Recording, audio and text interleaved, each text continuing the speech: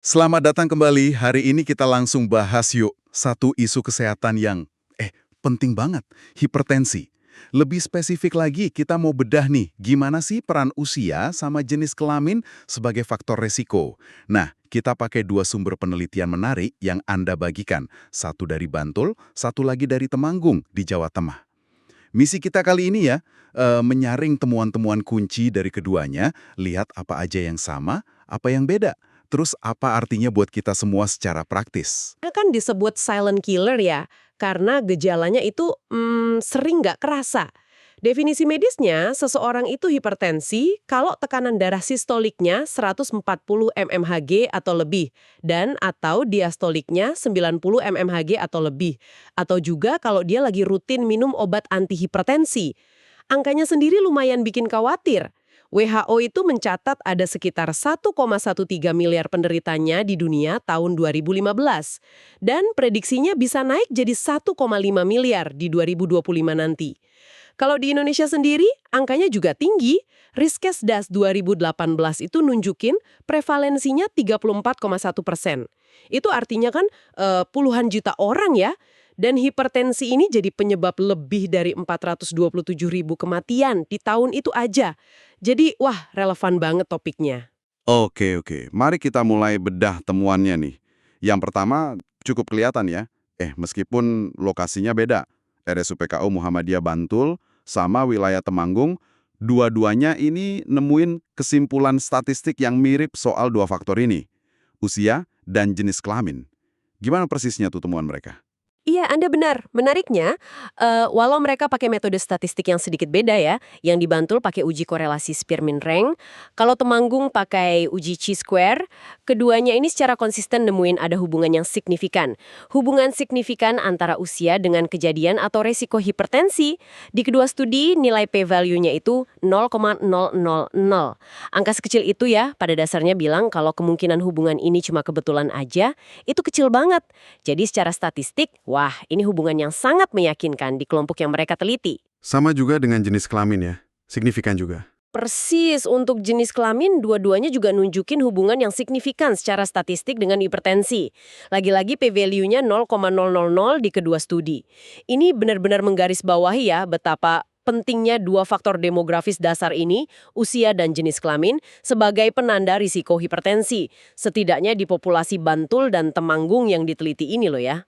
Kalau soal usia sih rasanya cukup masuk akal ya. Makin tua makin beresiko gitu. Tapi sebenarnya apa sih yang terjadi di badan kita pas usia nambah? Kok tekanan darah cenderung naik? Penjelasan biologisnya gimana tuh? Pertanyaan bagus. Penelitian di Bantul itu ngasih penjelasan yang lumayan rinci soal ini. Jadi proses penuaan itu bawa perubahan alami ke sistem jantung dan pembuluh darah kita. Salah satu yang utama itu arteri, pembuluh nadi kita, dia cenderung kehilangan kelenturannya. Jadi lebih kaku gitu, dindingnya juga bisa menebal. Ini karena ada penumpukan zat kayak kolagen, terus perubahan lain di struktur dinding pembuluh darahnya. Terutama kelihatan jelas setelah usia 45 tahun ke atas. Akibatnya apa? Ya, kemampuan pembuluh darah buat ngembang kempis pas jantung pompa darah, kemampuan recoil atau mantulnya itu jadi berkurang. Nah, kekakuan inilah yang bikin tekanan darah sistolik, angka yang di atas, itu kalau kita tensi, cenderung naik. Oh, jadi pembuluh darahnya jadi kurang lentur gitu ya? Tepat. Selain itu, ada juga faktor lain yang ikut main. Misalnya, disfungsi endotel. Endotel itu lapisan sel paling dalam di pembuluh darah kita. Kayak pelapis licin di dalamnya gitu. Fungsinya penting banget buat jaga pembuluh darah tetap rileks, tetap sehat. Kalau fungsinya keganggu, bisa karena penuaan, gaya hidup, atau penyakit lain, pembuluh darah jadi gampang kaku dan nyempit. Ada juga potensi gangguan di sistem hormon yang kompleks, namanya sistem renin-angiotensin-aldosteron. Sistem ini tugas utamanya ngatur keseimbangan garam, air, dan akhirnya tekanan darah di tubuh. Kalau sistem ini terlalu aktif, wah, tekanan darah bisa naik. Ditambah lagi perubahan di tingkat sel, kayak peningkatan stres oksidatif ya semacam karat di sel gitu, terus peradangan kronis tingkat rendah yang nggak kelihatan, sama penuaan sel itu sendiri. Semua ini kontribusi ke peningkatan risiko hipertensi seiring usia. Wah, ternyata kompleks banget ya proses biologis di belakangnya, bukan cuma soal angka usia aja. Dan temuan di Temanggung juga nguatin banget soal peningkatan risiko seiring usia ini. Sangat mendukung. Penelitian di Temanggung itu kan ngelompokin responden berdasarkan usia, terus dilihat persentase yang berisiko hipertensi. Hasilnya jelas banget. Di kelompok lansia, di studi ini usia 46 tahun ke atas ya, angkanya sampai 92,6% yang berisiko hipertensi. Bandingin coba sama kelompok remaja, usia 12-25 tahun, yang cuma 36,3%. Lompatannya kan drastis banget. Ini secara nyata nunjukin gimana risiko itu benar-benar melonjak seiring bertambahnya usia di populasi yang mereka amati. Oke, jadi kalau soal usia, dua studi ini klop ya. Nah, sekarang kita masuk ke bagian yang menurut saya paling seru nih. Jenis kelamin. Tadi kan dibilang dua-duanya nemuin jenis kelamin juga signifikan. Tapi kalau digali lebih dalam, kayaknya interpretasi atau fokusnya beda ya. Bisa ceritain dulu temuan dari Bantul? Mereka kan respondennya banyak perempuan ya kalau nggak salah. Betul sekali pengamatan Anda. Studi Bantul itu sampelnya memang nggak gede-gede amat, 50 pasien. Tapi ya didominasi perempuan sampai 86% atau 43 orang. Hasil analisis statistik mereka memang nunjukin hubungan signifikan antara jenis kelamin sama tingkat hipertensi, P kurang dari 0,000. Nah, pas dibahas, mereka nyorot peran penting menopause pada perempuan. Logikanya gini, sebelum menopause, perempuan kan secara alami punya kadar hormon estrogen yang relatif tinggi. Estrogen ini fungsinya banyak, salah satunya itu sifatnya ngelindungin sistem kardiovaskuler, misalnya dengan bantu naikin kadar HDL atau kolesterol baik. HDL ini tugasnya kayak tukang bersih-bersih gitu, bantu cegah numpuknya plak lemak di dinding arteri atau aterosklerosis. Itu loh biang kerok pengerasan pembuluh darah. Terus apa yang kejadian pas udah menopause? Nah, setelah menopause, produksi estrogen dari ovarium kan turun drastis tuh. Penurunan estrogen ini bisa bikin kadar HDL juga ikut turun. Jadi perlindungan alami tadi berkurang. Akibatnya, risiko aterosklerosis bisa naik. Pembuluh darah jadi lebih kaku, dan tekanan darah pun cenderung naik. Ini yang mereka duga berperan pada temuan di sampel mereka, di mana mayoritas perempuan, 38% dari total sampel, itu udah masuk kategori hipertensi tingkat I. Sementara itu, laki-laki di sampel mereka, yang jumlahnya dikit sih, cuma 7 orang atau 14%, malah mayoritas ada di kategori prahipertensi. Jadi di Bantul, fokusnya lebih ke resiko pada perempuan, terutama dikaitin sama perubahan hormon pasca menopause. Oke, penjelasan yang sangat logis ya dari sisi hormonal dan studi Bantul. Tapi tunggu dulu. Studi Temanggung yang respondennya jauh lebih banyak, 169 orang, terus rentang usianya juga lebih lebar sampai remaja, meskipun sama-sama didominasi perempuan juga, 77,5%, bukannya temuannya malah nunjuk ke laki-laki yang lebih berisiko ya? Kok bisa hasilnya jadi beda arah gini? Ya, ini dia kontras yang menarik banget dan penting buat kita cermati. Anda benar banget. Penelitian di Temanggung pakai uji chi-square juga nemuin korelasi signifikan secara statistik antara jenis kelamin dan risiko hipertensi P sama dengan 0,000. Tapi arah hubungannya beda sama interpretasi Bantul. Di Temanggung, mereka nemuin bahwa 81,6% responden laki-laki itu dikategorikan berisiko tinggi kena hipertensi. Angka ini jauh banget di atas responden perempuan, di mana cuma 47,3% yang masuk kategori berisiko. Jadi, di populasi Temanggung yang mereka teliti, laki-laki justru kelihatan punya resiko yang jauh lebih tinggi. Lantas, apa penjelasan dari peneliti Temanggung? Kenapa laki-laki di sana kok lebih berisiko? Mereka ngajuin hipotesis yang beda, lebih fokus ke faktor gaya hidup. Para peneliti di Temanggung menduga kalau risiko yang lebih tinggi pada laki-laki ini kemungkinan besar nyambungnya ke kebiasaan yang secara umum memang lebih banyak di laki-laki. Dan mereka secara spesifik nyebut dua hal, kebiasaan merokok sama konsumsi kafein. Dijelasin di penelitian mereka kalau nikotin dalam rokok itu bisa bikin pembuluh darah nyempit langsung, vasokonstriksi, terus juga micu keluarnya hormon stres kayak epinefrin yang bisa naikin detak jantung dan tekanan darah. Selain itu, karbon monoksida dari asap rokok bisa ngerusak lapisan endotel yang tadi kita bahas dan percepat proses aterosklerosis. Sementara kafein yang banyak di kopi atau minuman energi gitu, sifatnya kan stimulan ya, bisa memacu kerja jantung dan secara sementara atau bahkan jangka panjang kalau kebanyakan bisa naikin tekanan darah. Wah, jadi ini benar-benar contoh menarik ya. Gimana dua penelitian di lokasi yang nggak terlalu jauh, di Jawa, sama-sama nemuin jenis kelamin itu faktor penting, tapi penjelasannya beda. Bantul nunjuk ke arah biologi perempuan, hormon menopause, sementara Temanggung lebih nyorot kebiasaan atau gaya hidup yang lebih umum di laki-laki, merokok, kafein.